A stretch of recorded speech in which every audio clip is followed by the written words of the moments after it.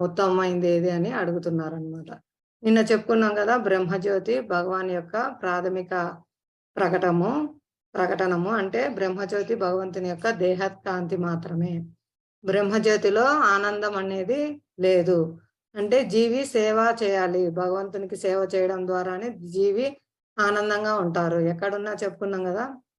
మాయలో ఉన్న జీవుడు ఏదో ఒక దానికి సేవ చేస్తూ ఉంటాడు. ఇంటికో, భార్య పిల్లలకో, తల్లిదండ్రులకో, కారుకో, కుక్కకో ఏదో ఒక దానికి సేవ చేస్తూనే ఉంటారు. అతని సహజ స్థితి సేవ చేయడం.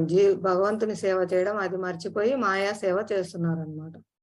ఆహ్, చాలా మంది యజమాని అని భావిస్తుంటారు. కానీ వాళ్ళు సేవకులనమాట. వాళ్ళు దేనికి యజమాని కాలేరు. వాళ్ళు ఎవరిని పోషించలేరు, రక్షించలేరు. వాళ్ళని వాళ్ళు కూడా రక్షించుకోలేరనమాట. భగవంతుడే అందరిని పోషించేది, రక్షించేది. కానీ మిథ్యాహంకారంతో నేను యజమాని, నేనందరిని పోషిస్తున్నాను, నేను రక్షిస్తున్నానని భావిస్తారు. ఇప్పుడు చెప్పుకున్నాం గదా! ప్రధానమంత్రి ఎలక్షన్స్‌కొచ్చినప్పుడు ఏం జెప్తారు? నేను మీ అందరికీ సేవ జేస్తాను. దేశ ప్రజలందరికీ సేవ చేస్తాను. నాకు సేవా అవకాశం ఇవ్వండి అని వేడుకుంటారు.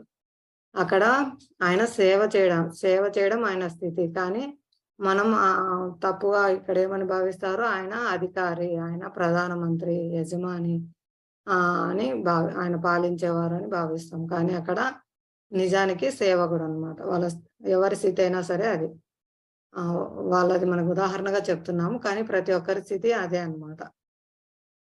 కాబట్టి ఎవరైతే ఈ భగవంతుని రూపాన్ని అంగీకరించకుండా బ్రహ్మజ్యోతిలో కలవాలని కోరుకుంటారో, వాళ్ళక్కడ శాశ్వతత్వం ఉంటుంది.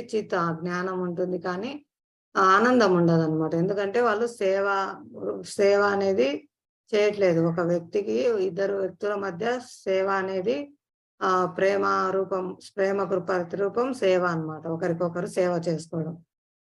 సేవ ద్వారానే వారి యొక్క ప్రేమ అనేది, ఆనందం అనేది బయటికొస్తుంది. ఆ విధంగా అక్కడ సేవ లేకపోవడం వల్ల వాళ్ళు ఎంతసేపు కార్యకలాపాలు లేకుండా ఉండలేరు. కాబట్టి వాళ్ళు మళ్ళీ భౌతిక జగత్తుకు పతనమవుతారనమాట. కాబట్టి బ్రహ్మజ్యోతిలో ఎక్కువ ఆహ్, అక్కడే శాశ్వతంగా ఉండిపోయే ప్రసక్తి లేదు. కొంతకాలం తర్వాత వాళ్ళకి ఆనందం లేక, ఆనందం కోసం మళ్ళీ భౌతిక జగత్తుకు పతనం కావాల్సి ఉంటుంది.